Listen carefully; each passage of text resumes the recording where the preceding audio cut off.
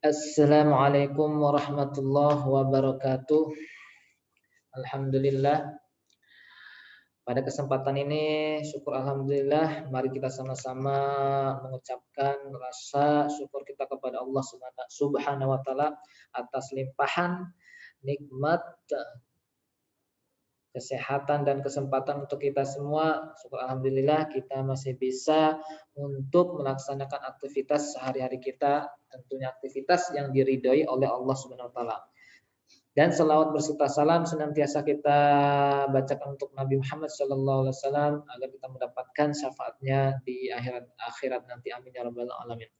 Oke, alhamdulillah pada kesempatan ini kita akan belajar mengenai tentang gharib, yaitu atau muskilah, yang bacaan-bacaan tanda-tanda yang ada di Al-Qur'an yang tentunya belum Anda ketahui.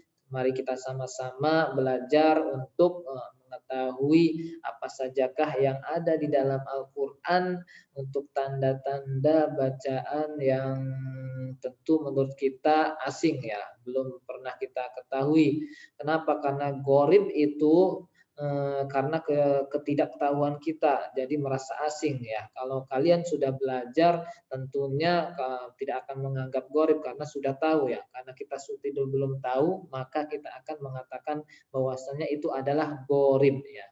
Nah, langsung saja, maka dari itu kita akan mempelajari ya, tentunya siapkan untuk kalian pensil untuk mencatat agar kalian tidak terlupa dalam pembahasan ini ya.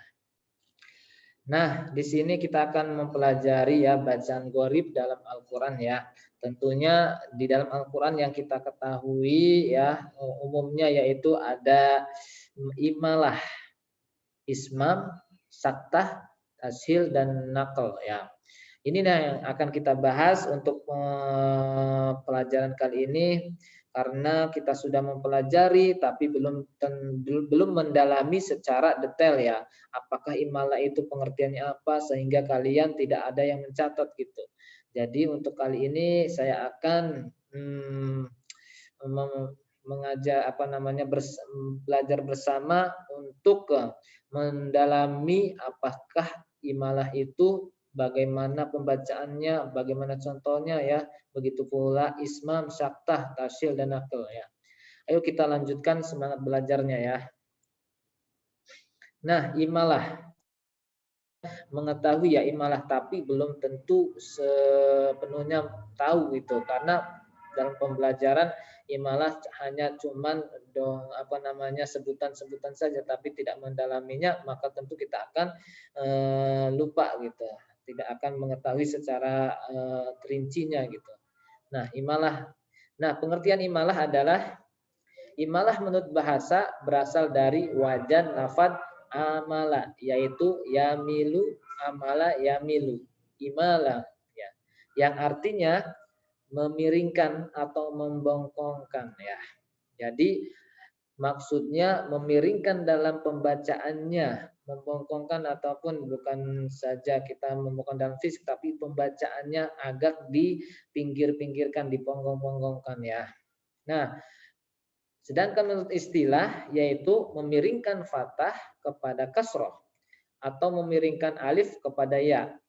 Nah, jadi menurut istilah itu memiringkan fathah kepada kasroh. Jadi bacaan fathah tapi kita piringkan ataupun kita campurkan untuk pembacaan kasrohnya tuh ya. Itulah imalah kepada ya. Bacaan imalah banyak dijumpai pada qiraah ya. Yang kita ketahui bacaan imalah yaitu bacaan imalah banyak dijumpai pada qiraah Imam Hamzah dan Al-Kisai. Di antaranya pada lafad yang diakhiri oleh alif lainah. Contoh, ad-duha kita baca wad-duhi ya, quli, saji, hudi gitu ya. Kita piringkan ya ataupun kita bengkokkan untuk pembacaan imalah ini. Sedangkan pada riwayat Imam Hafiz hanya ada satu lafaz yang harus dibaca imalah, yaitu pada lafaz majreha, ya. Itu adalah pembacaan imalah, ya. Maka perlu kalian ingat ya satu persatu contohnya dan pengertiannya ya. Selanjutnya ismam. Kita akan mempelajari ismam. Apa sih ismam? Bagaimana contohnya dan bagaimana menurut para ulama ya. Jadi untuk pelajaran kali ini kita akan membahas tentang ismam secara mendalam. Apa ismam? Tentu kalian harus mengikuti pelajaran kali ini agar tahu ismam itu apa. Nah, ismam artinya mencampurkan dhammah pada sukun dengan memoncongkan bibir ya, atau mengangkat dua bibir ya. Jadi dalam pembacaan ismam ini tentunya kita akan menggerakkan kedua bibir kita seolah-olah kita itu membaca huruf dhammah gitu ya. Nah, dalam qiraah riwayat Hafs ismam terdapat pada lafaz la ta'manna gitu ya. Jadi contoh ismam itu yaitu la ta'manna ya. Kenapa? Nah, kenapa bisa begitu? La ta'manna. Tentunya kita harus mempelajari lebih dalam. Kita bahas kenapa kita bisa la ta'manna dibaca ismam dan bagaimana pembacaannya secara detailnya. Nah, bahwa lafaz la ta'manna dapat dipahami berasal dari lafaz la ta'manna gitu. La ta'manna, la ta'manunna gitu. Yang terdapat dua nun yang diidharkan. Nah, nun yang pertama dirofakan dan yang kedua dinasabkan. Jadi awalnya itu lafadznya yaitu la ta'manuna, la ta'manuna. Tapi karena imalah menjadi kita digabungkan ya nun yang kedua ini. La ta'manna gitu. Dalam pembacanya la ta'manna gitu ya. Kita monyongkan atau kita moncongkan bibirnya ya. Nah, selanjutnya kita mempelajari saktah.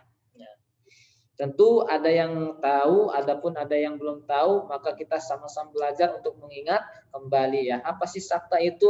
Nah, saktah menurut bahasa berasal dari wajan lafaz sakata yaskutu sukutan, yang artinya diam. Diam tidak bergerak. Itu adalah saktah. Nah, itu menurut bahasa. Sedangkan menurut istilah ilmu qiraah, sakta ialah berhenti sejenak sekedar satu alif tanpa bernapas. Ini dalam pembacaan di Al-Quran ya, saktahnya yaitu.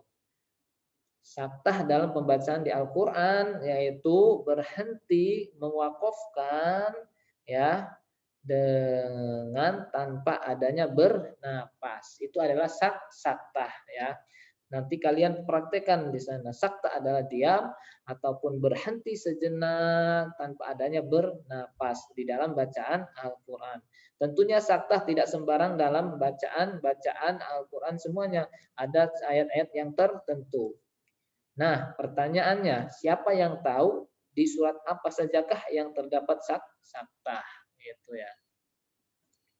Nah, dalam qiraah Imam Asim, riwayat Hafs, bacaan saktah terdapat di 4, yaitu Al-Kafi, Iwaja, Qayyima, ya, Yasin, ya, tentunya di surat Yasin. Kalian harus mencarinya biar untuk mempelajarinya. Nah, selanjutnya di surat Yasin yaitu Mimar Qadina Hada, ya, pembacaannya berhenti tanpa ada pernapasan, ya, berhenti tidak mengambil napas. Di surat Al-Qiyamah wakilaman roh, ya. Selanjutnya di surat Al-Mutaffifin kalian harus mencari, harus membuka yaitu bal rona, ya. Itu adalah saktah ya. itu dalam pembacaan saktah, terdiam atau memberhentikan, mewakafkan, berhenti tanpa ada nafasnya. Oke, lanjut. Contoh saktah kalian cari, kalian tuangkan dan nanti kalian rangkum untuk menjadi contoh untuk saktah ya. Kalian cari.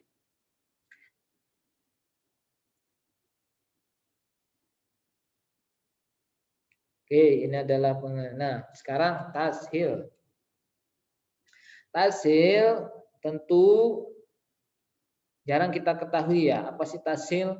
Maka kita akan harus mempelajari semuanya untuk dalam mempelajari bacaan-bacaan yang terdapat di Al-Qur'an yang menurut kita belum tahu, maka itu adalah dinamakan gharib ya, muskilah, yaitu yang belum tentu kita ketahui, asing ya.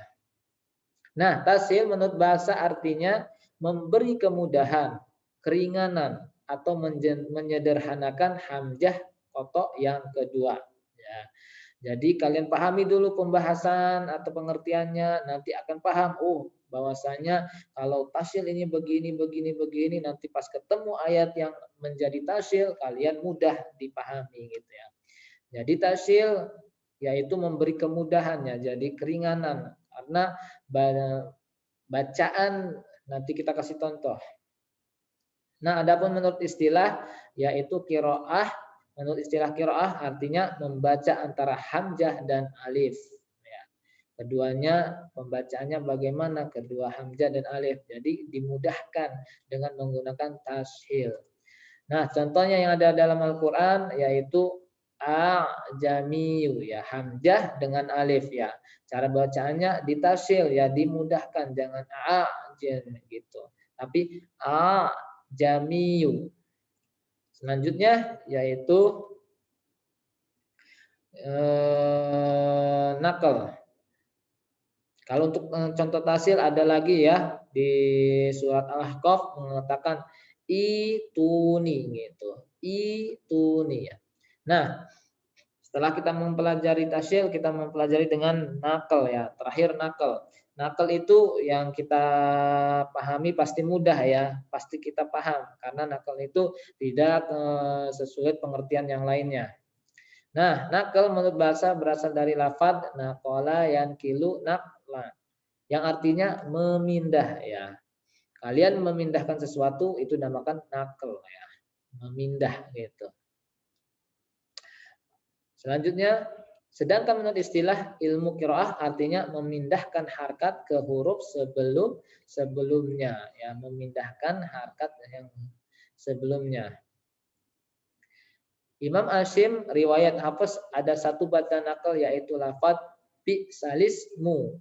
Bi salismu. Jadi menurut Imam Hashim riwayat Hafiz ya dalam Al-Qur'an yaitu untuk nakal yaitu terdapat contoh hanya satu yaitu bi salismu ya pada surat Al-Hujurat.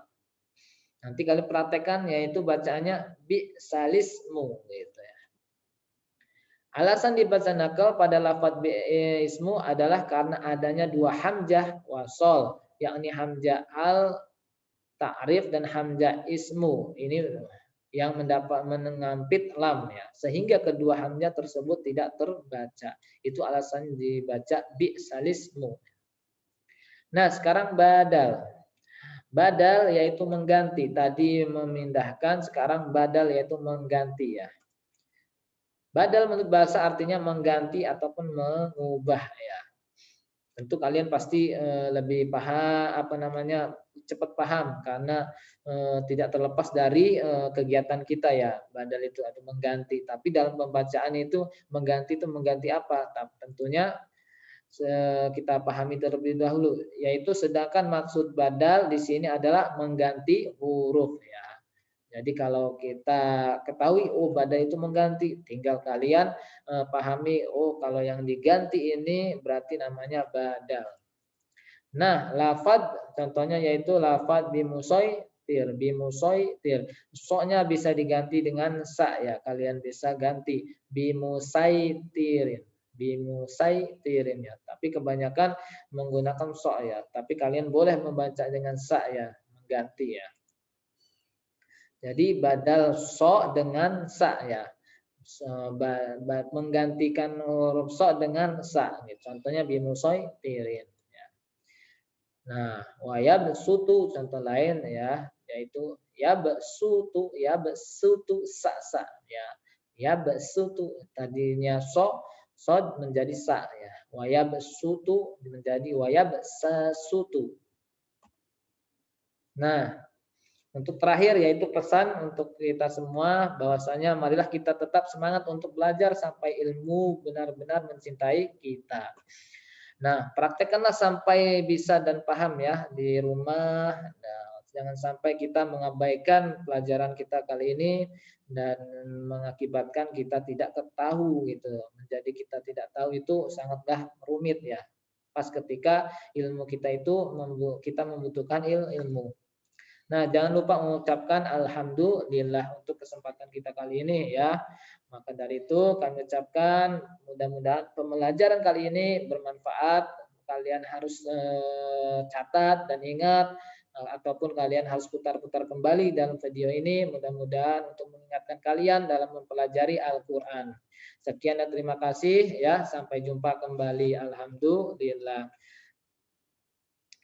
Jadi pada kesempatan ini mudah-mudahan kita diberikan kemudahan untuk menuntut ilmu dan kita mendapatkan ilmu yang bermanfaat. Amin amin ya rabbal alamin. Cukup sekian. Assalamualaikum warahmatullahi wabarakatuh.